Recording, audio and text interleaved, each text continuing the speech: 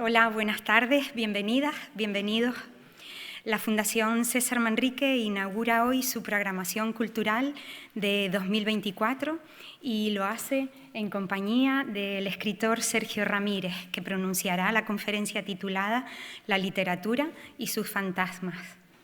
Su intervención se enmarca dentro del espacio de encuentro entre creadores y público, el autor y su obra. En este foro han participado, entre otros, José Ángel Valente, Eduardo Galeano, José Saramago, Carmen Martín Gaite, Juan Gelman, Ángeles Mastreta, Claudio Magris, Susan Sontag, Rosa Montero, Juan Goytisolo, Gonzalo Torrente Ballester o Günter Grass. Sergio Ramírez forma parte de la generación que surgió después del boom de escritores latinoamericanos. Abandonó por un tiempo su carrera literaria para incorporarse a la revolución sandinista que derrocó el régimen de Somoza en Nicaragua. Además de numerosos reconocimientos a lo largo de su amplia trayectoria, recibió el Premio Cervantes en el año 2017. Entre otras consideraciones, por reflejar la viveza de la vida cotidiana, convirtiendo la realidad en una obra de arte con una excepcional altura literaria. Es miembro de la Academia de la Lengua Española, nicaragüense, puertorriqueña y panameña. Es doctor honoris causa por diferentes universidades en Ecuador, Francia o Argentina. Ramírez cultiva varios géneros, alternando el cuento con la novela, el ensayo, las memorias y el artículo periodístico. Además, es reconocido como activo defensor de la libertad de expresión y de la democracia. El autor hoy reflexionará sobre la distancia y la fusión entre la realidad y la imaginación en la escritura literaria, sobre los hechos reales, la invención y las reglas de la verosimilitud, además de abordar cómo la novela es el lugar donde todo cabe. Desde la Fundación César Manrique agradecemos a Sergio Ramírez su presencia muy cordialmente y a ustedes también por la asistencia a este acto inaugural. Como es habitual, al final de la conferencia se abrirá un breve coloquio y a continuación dispondremos de un tiempo para la firma de libros. Tiene la palabra Sergio Ramírez.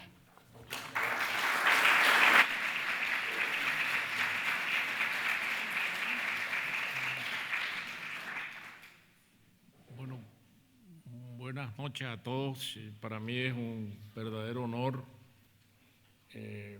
comparecer delante de ustedes para abrir estas jornadas culturales de la Fundación Manrique, y quiero agradecer a los dirigentes de la Fundación, a José Juan Ramírez, a Fernando Gómez por la invitación, por la compañía.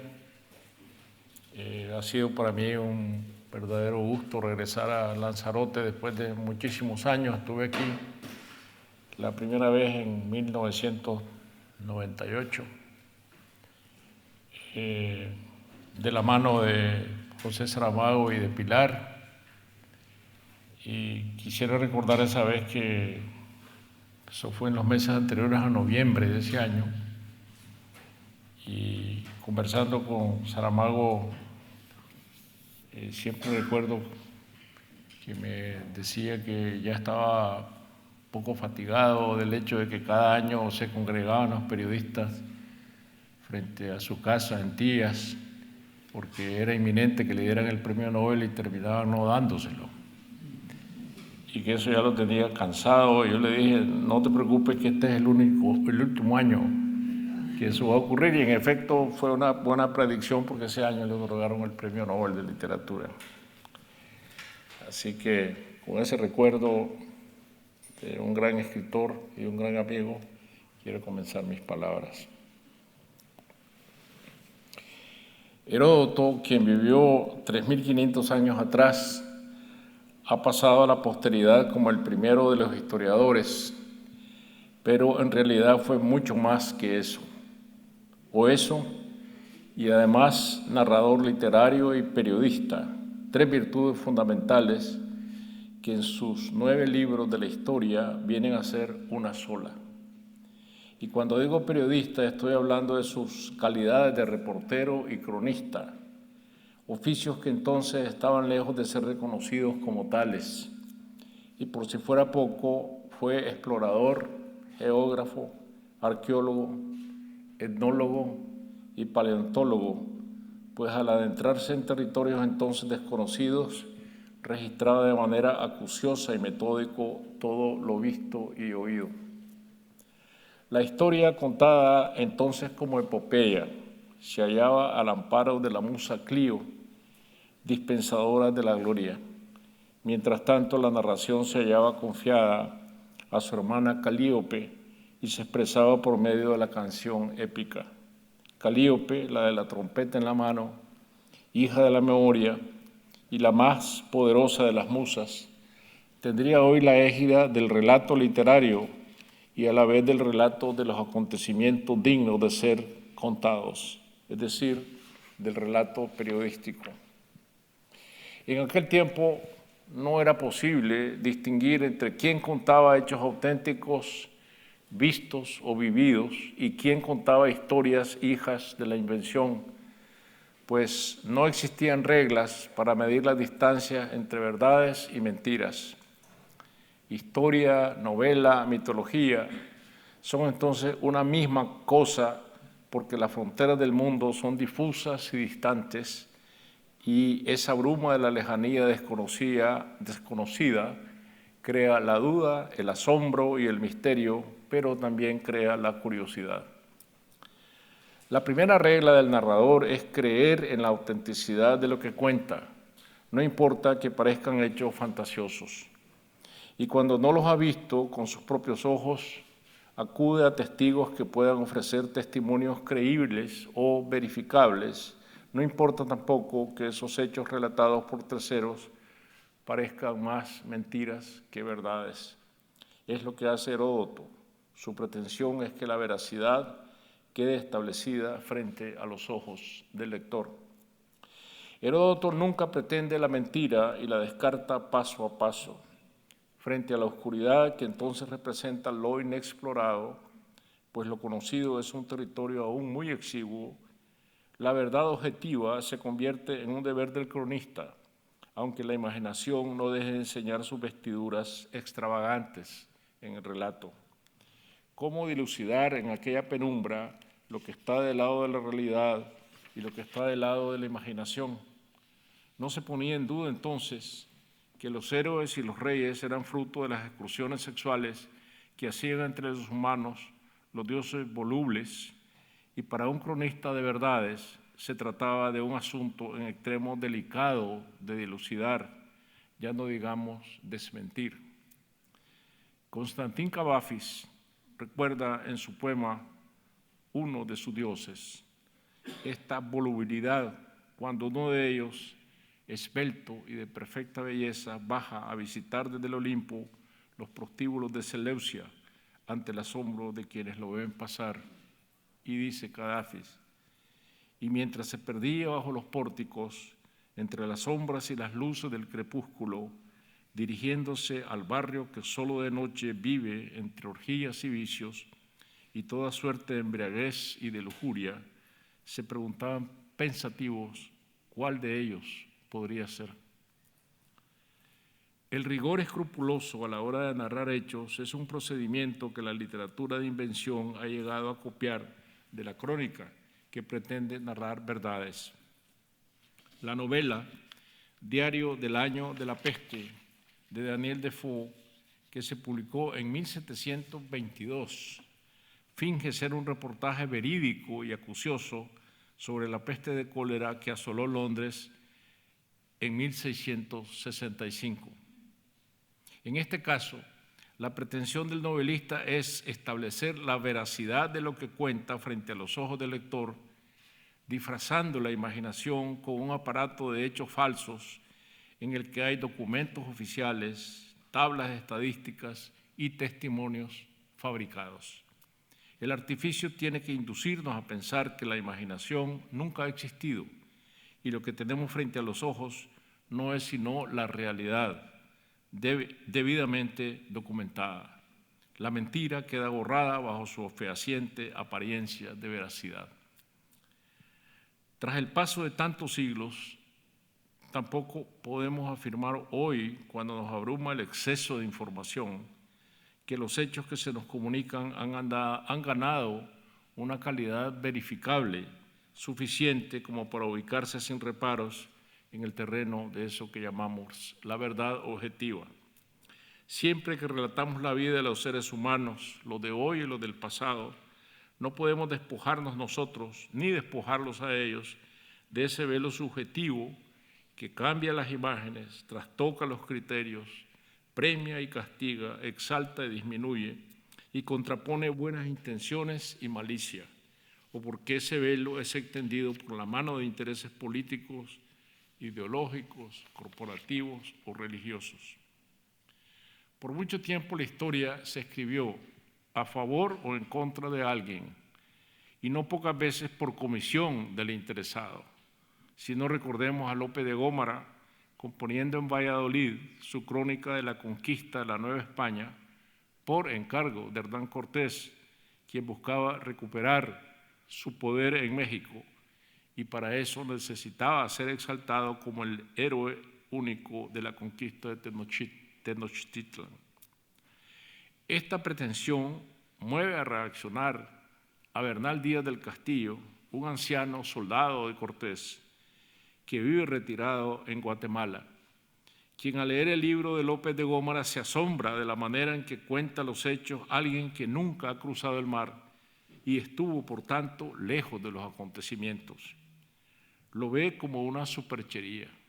Entonces decide escribir su propio relato y de ahí resulta un monumento de narración que es la verdadera relación de la conquista. Pero es de todas maneras su visión de los hechos. Nunca habrá dos visiones iguales. Los diarios y cartas de relación de los descubridores y conquistadores y los textos de los cronistas de Indias tienen, por su propia naturaleza, esa calidad imaginativa que va relatando lo visto y experimentado con un disfraz de verdad, pero que deja percibir todo lo que tiene de inventiva. La memoria es a la vez invención. Se altera lo que se recuerda, y lo que se recuerda un día de una manera será diferente un año o una década después, y dos personas que recuerdan los mismos hechos los recuerdan de manera distinta, como ocurre con los testigos del crimen en el bosque en la película Rashomon de Akira Kurosawa de 1950. Los conquistadores y los cronistas eran hijos de los libros de caballería y sus cabezas estaban llenas de fantasías tenaces que eran parte de su visión del mundo y de alguna manera de la realidad, bajo esa misma bruma incierta que también perturbaba el mundo de Heródoto. Pero también hay mucho de asombro en sus mentes y no poca inocencia cuando oímos al cronista Fernández de Oviedo dar noticia de la naturaleza tan pródiga del Nuevo Mundo, como si se tratara del primer día de la creación, y así describe, por ejemplo, el cacao, lejos de cualquier fantasía. Echan por fruto unas mazorcas verdes y alumbradas en parte de un color rojo, y son tan grandes como un palmo y menos, y gruesas como la muñeca del brazo, y menos y más en proporción de su grandeza. El más descollante de entre aquellos protagonistas imaginativos es el propio Colón. Desde el primero de sus viajes da noticia de hombres de un ojo y otros con hocico de perros que comían hombres y que en tomando uno lo degollaban y le bebían la sangre y le cortaban su natura, y otros que tienen cola como de perros de un palmo de longitud. Estos hombres con rabo no habitan en las ciudades, sino en los montes. Y lo mismo asegura que hay también muchos unicornios y otros muchos animales de maravilla, y que el unicornio tiene pelo de búfalo, cara parecida a la del elefante y cabeza como el jabalí, que siempre lleva inclinada hacia el suelo. Hace su cubil con preferencia en lodazales y es animal muy sucio.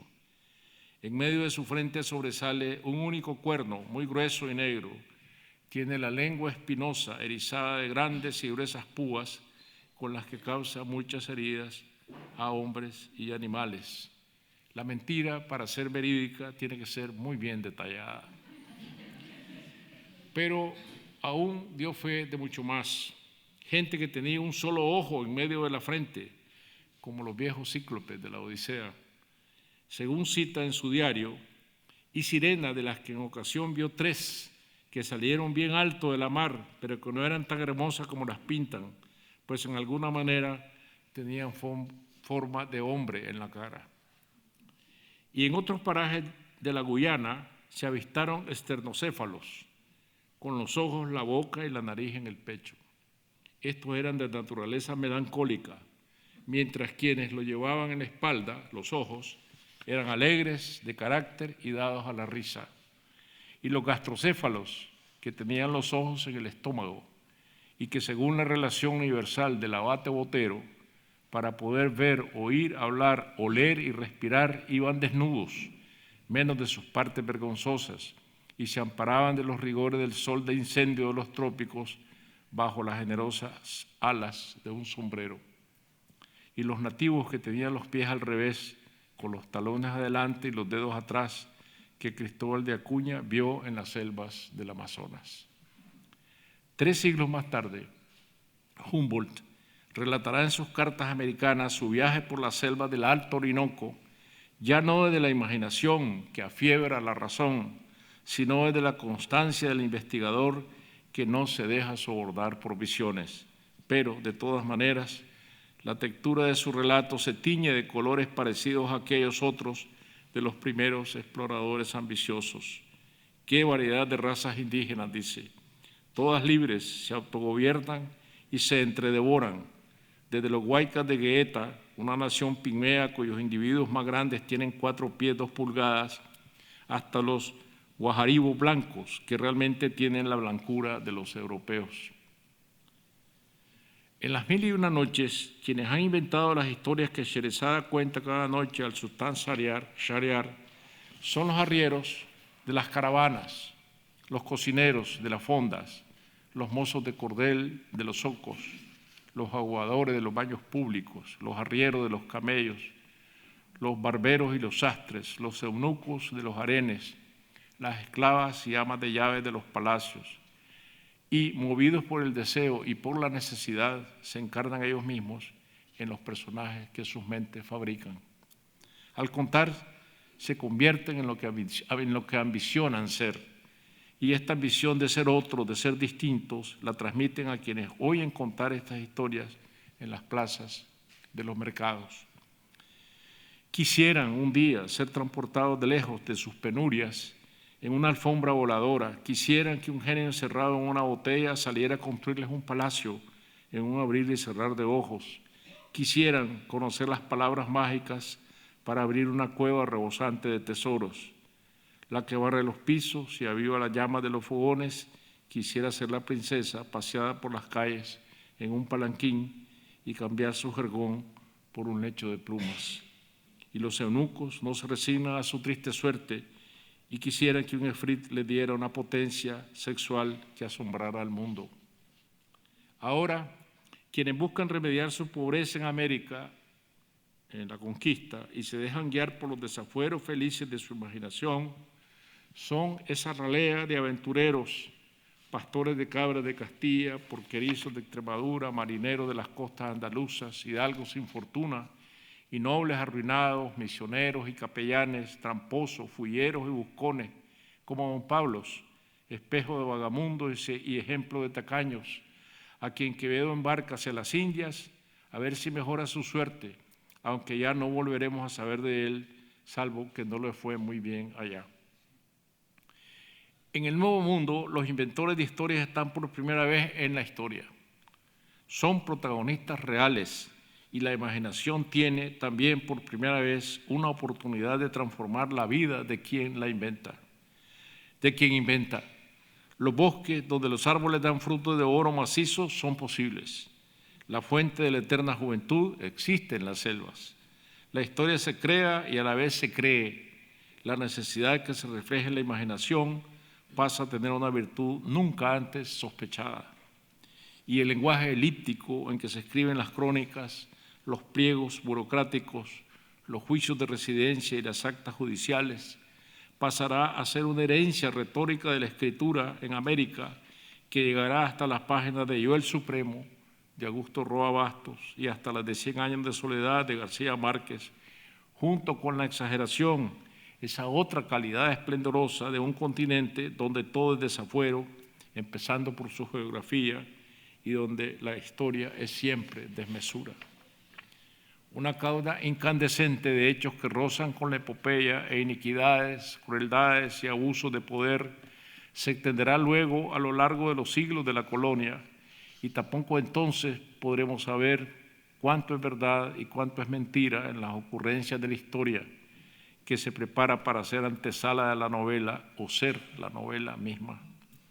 Y a la hora de vivir los hechos de la independencia, a la exageración se agregará la anormalidad que no dejará de marcar en adelante la historia y, por tanto, la manera de contarla y tomar provecho de ella desde la literatura. La epopeya se disolverá entre el humo de las batallas y las disputas de poder.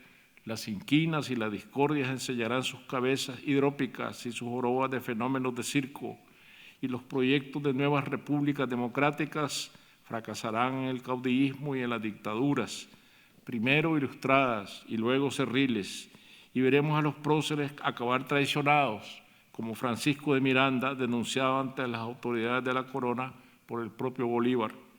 En el exilio, como San Martín y O'Higgins, en el ostracismo, solo y abandonado, como el mismo Bolívar, o en el paredón de fusilamiento, como el general Morazán, abanderado de la Unión Centroamericana.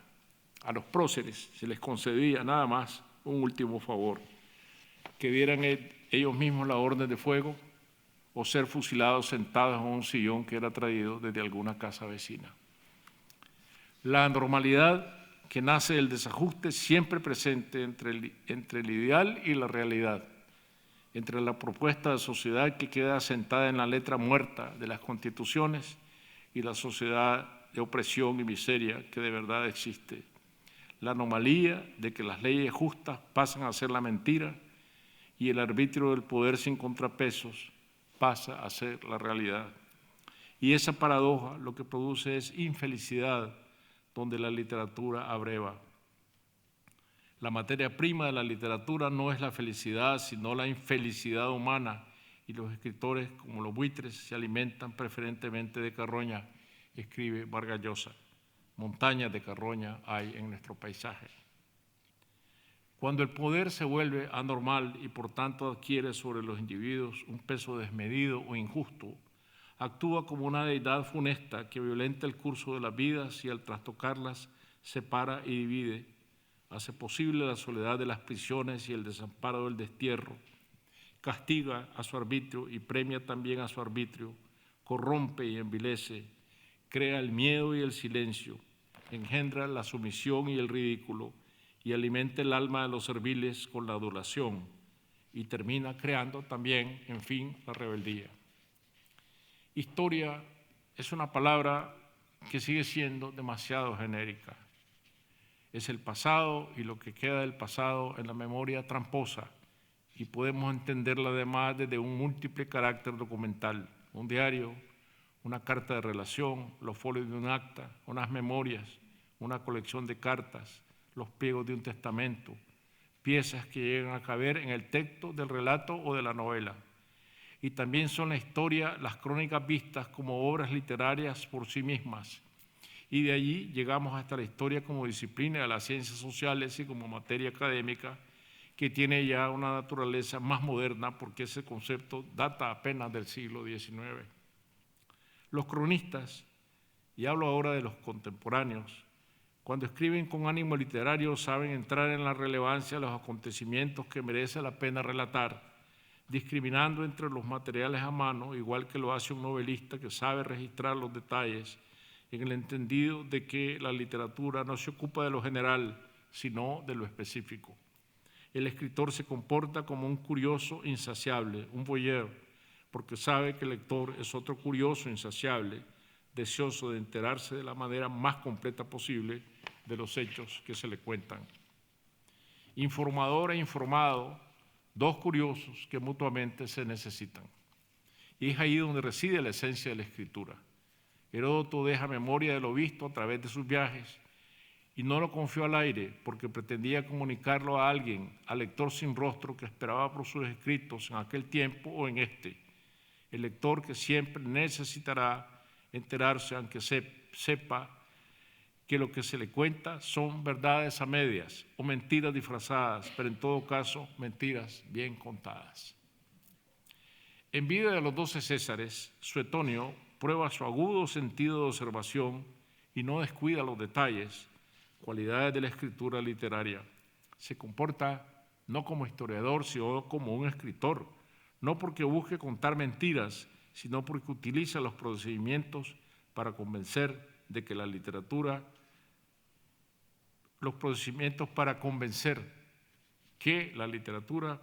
le presta al cronista. Nos informa que Julio César daba mucha importancia al cuidado de su cuerpo y no contento con que le cortasen el pelo y afeitasen con frecuencia, se hacía arrancar el vello, según le censuraban, y no soportaba con paciencia la calvicie, que lo expuso más de una vez a las burlas de sus enemigos. Y cuando describe su asesinato, nos da los detalles que como lector curiosos buscamos. Recibió 23 heridas y solamente a la primera lanzó un gemido sin pronunciar palabra. Y no olvida agregar que el cadáver quedó por algún tiempo tendido en el suelo hasta que al fin 3 esclavos lo llevaron a su casa en una litera de la que pendía un brazo. Según testimonio del médico Antistio, entre tantas heridas solamente era mortal la segunda, la recibida en el pecho. Esto es lo que hace un escritor. No narrar los hechos desnudos de todo matiz, sino fijarse en aquello que podría parecer irrelevante, pero que en realidad da vida a la narración. La mano pendía de la litera. 3 esclavos condujeron la litera. Lo normal serían 2 o 4. De tantas heridas que recibió, solamente la segunda era mortal. Y fueron 23 heridas. En el número preciso está lo específico. Que recibió heridas simplemente hubiera pasado a ser lo general. Siempre recordaremos a García Márquez diciéndonos con precisión implacable que sobre Macondo llovió 4 años, 11 meses y 2 días. Llovió por años, también hubiera pasado a ser lo general. El doctor Johnson, nos relata Boswell, su biógrafo, acostumbraba a guardar cáscaras secas de naranja en los bolsillos. Y cuando Platón narra la ejecución de Sócrates por boca de Fedón, volvemos a esta calidad de los detalles que nos ofrece la imagen de lo que es singular, por inusitado. Y ya es tiempo de que me vaya al baño, dice Sócrates, porque me parece que es mejor no beber el veneno hasta después de haberme bañado, y ahorraré así a las mujeres el trabajo de lavar mi cadáver. Hay en estos textos un afán de informar exhaustivamente, con precisión, como lo hace Bernal Díaz del Castillo en su Historia verdadera de la conquista, cuando nos da el número de soldados muertos en una batalla y, de ser posible, la lista de sus nombres, apellidos, oficios anteriores, procedencia y edades. Y Humboldt explica en una de sus cartas a su amigo Delambre cuánto comían de tierra arcillosa su único alimento los indios otomacos del Alto Orinoco, 1,5 libras per cápita por día. Se trata de préstamos mutuos que estos 3 oficios que narran ficción, periodismo, historia, se hacen entre ellos. Y así la literatura de invenciones presta sus procedimientos y ardides a la crónica moderna que relata hechos. La administración adecuada de la información, de modo que el lector sepa de los asuntos que se cuentan solo en el momento oportuno, nunca antes ni nunca después, una manera de preservar la atención del relato. El ambiente de suspenso, el desenlace sorpresivo, recursos todos que son llevados al filo divisorio entre verdad e imaginación en la real fiction propuesta por Truman Capote en A Sangre Fría. No debemos olvidar que esta mezcla articulada de géneros pertenece al concepto de novela heredado por Cervantes, que legitima en la literatura todo lo que tiene que ver con la vida y la naturaleza, y que a su vez heredaría a Lawrence Stern en Vida y Opiniones del caballero Tristán Shandy, el cajón de gavetas múltiples e intercambiables que a su vez heredaría Rayuela de Julio Cortázar. Novela no es solo así el relato donde se cuentan hechos ficticios, sino el relato contado con las técnicas de una novela, vale decir, sus trampas y ardides, la manera en que se administra la información que se va suministrando al lector, los suspenses, aunque se trate de hechos verdaderos.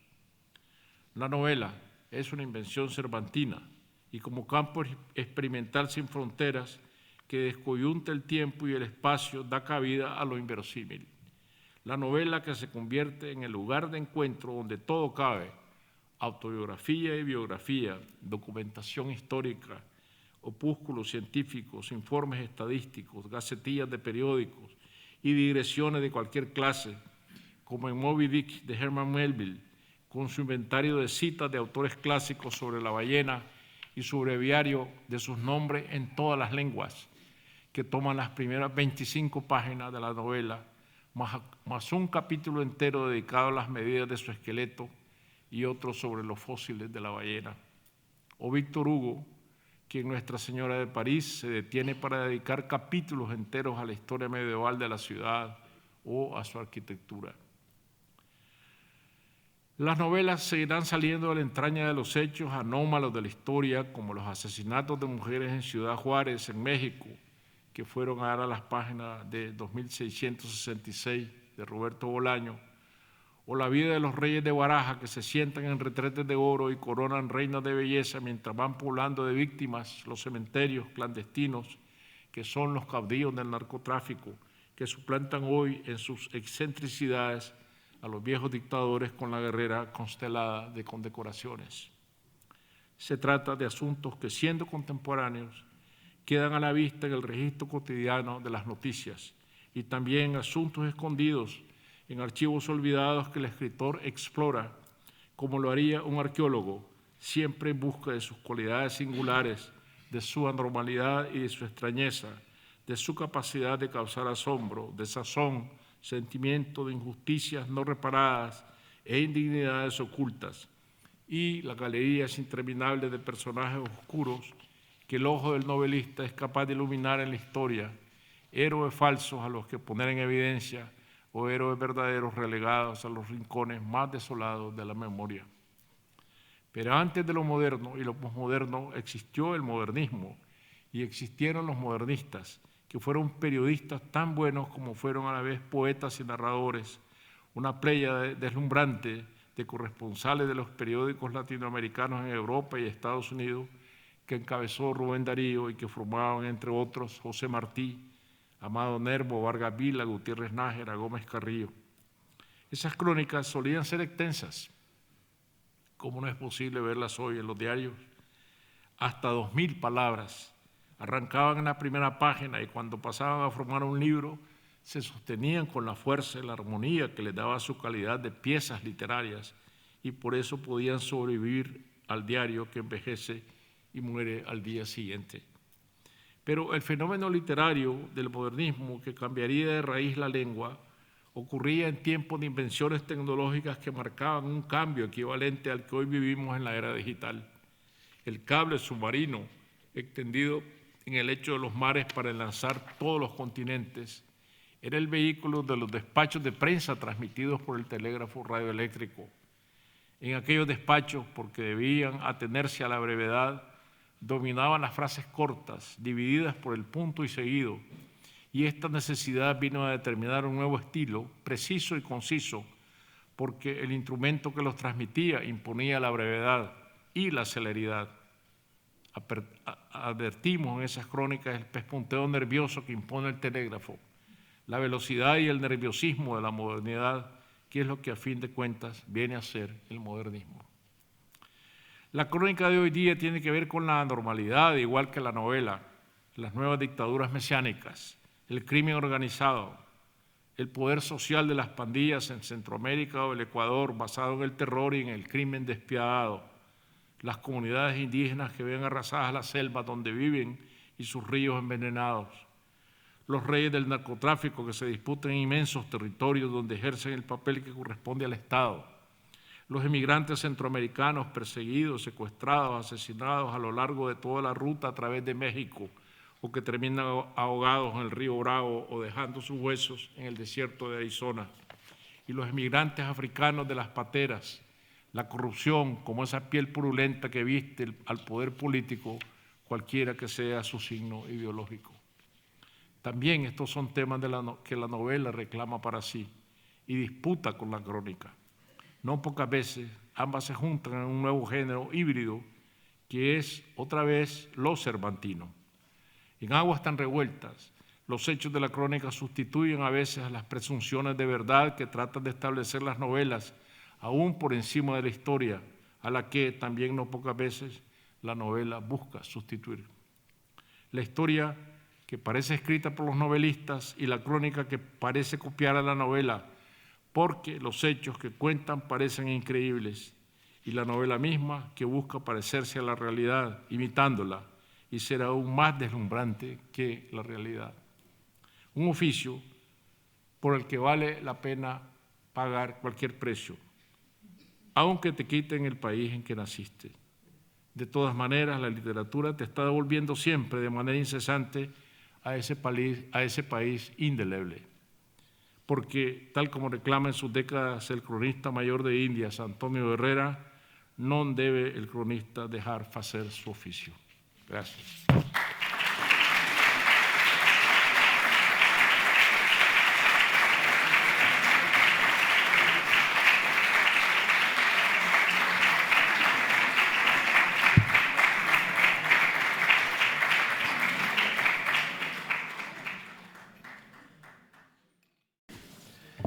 Buenas tardes. Vamos a abrir, si les parece, un tiempo de conversación con Sergio Ramírez, después de haber escuchado su intervención, un elogio de la imaginación, del conocimiento, de la conciencia y de la inteligencia, ¿verdad?, atravesadas de sensibilidad y conocimiento.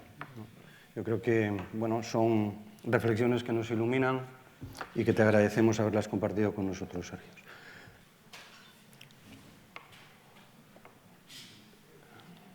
Me gustaría plantearte, Sergio, uno de los nervios centrales de tu literatura es la reflexión sobre el poder.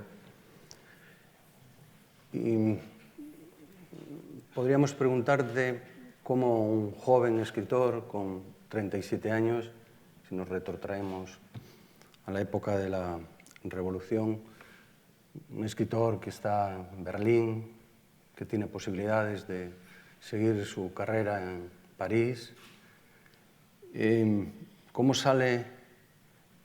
entra en la Revolución un escritor y cómo sale después de, no sé, digamos 16, 17 años de haber estado en las entrañas del poder.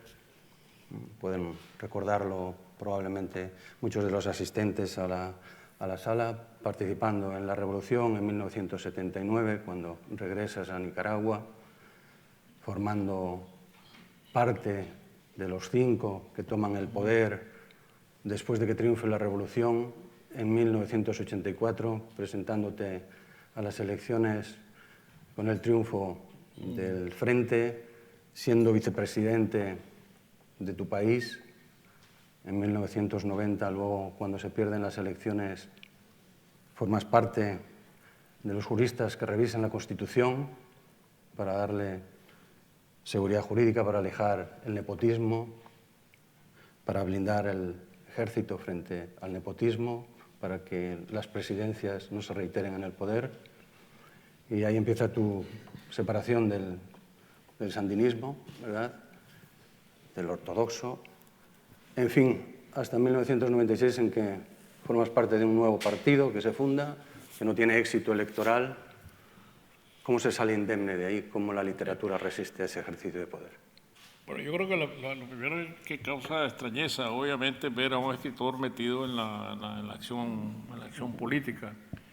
Yo siempre he pensado que para que esto ocurra es necesaria una conmoción, una situación insoportable, como es el caso de una dictadura militar, como la que vivimos en Nicaragua. Y es cuando los oficios de la política entran en la vida del escritor, ¿no? Creo que el ejemplo más dramático de un escritor metido en la política porque le costó la vida es el de José Martín, que se ve obligado a regresar, a ir al campo de batalla porque no tiene el prestigio de caudillo. El prestigio de caudillo lo tienen los que dirigen las tropas y él es un intelectual, pero él sabe que si él no se monta en el caballo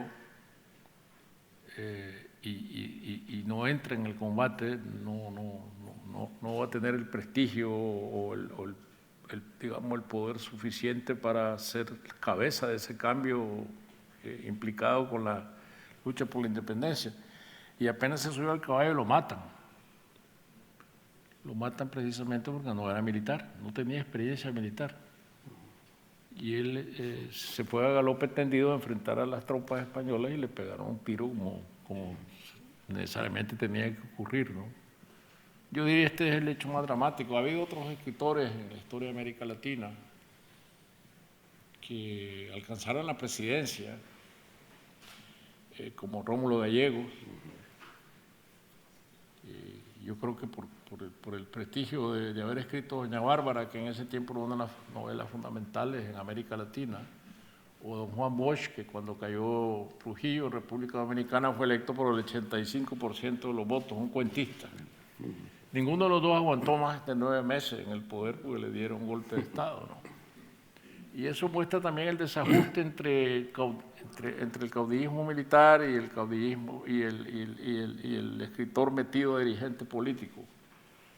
Que un dirigente político quiere cambiar un país de acuerdo con ideas, con proyectos de nación, y eso no está en la mente de los caudillos militares. Los caudillos militares lo que tienen en la mente es apoderarse del poder. Y generalmente en la historia de América Latina pues salen perdiendo los intelectuales metidos al oficio del poder. Sin embargo, yo creo que siempre me gusta decir que en la literatura la verdad es que son muy pocos los temas que hay, es decir, la escritura depende de la forma como se aborden esos temas, pero los temas son los mismos. Desde los tiempos de Homero y de Sófocles hasta Shakespeare, hasta Dickens, hasta nuestros días, los temas son el amor, la locura, la muerte, el poder. Habrá muchas subdivisiones de esos temas, pero esos son los temas fundamentales. Y yo creo que nadie puede escribir del amor sin haber tenido esa experiencia, ¿no? Y para escribir del poder es mejor haber tenido la experiencia del poder y conocer el poder por dentro. Yo creo que para un escritor, la gran ganancia, a pesar de todo, las amarguras, los disgustos, que la política trae, y hasta el exilio, el destierro, perder la nacionalidad, pues yo sé que conozco el poder y puedo escribir sobre el poder porque es algo que conozco desde dentro, ¿no? Conozco sus intestinos, su maquinaria interna. El poder funciona bajo cualquier sistema, tiene las mismas reglas. Las ideologías no cambian los sistemas de poder.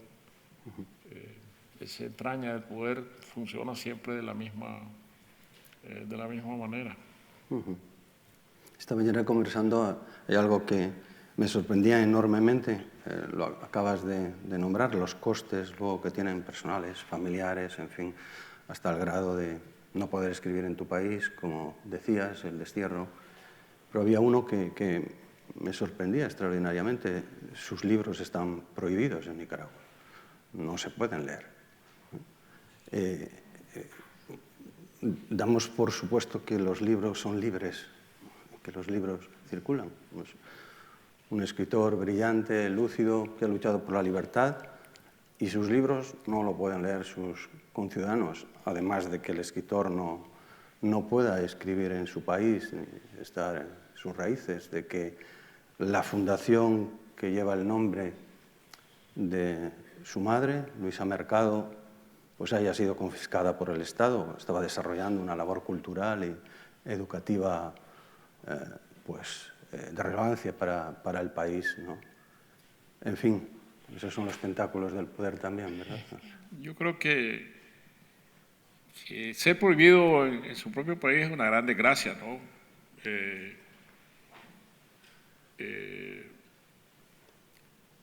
Sin embargo,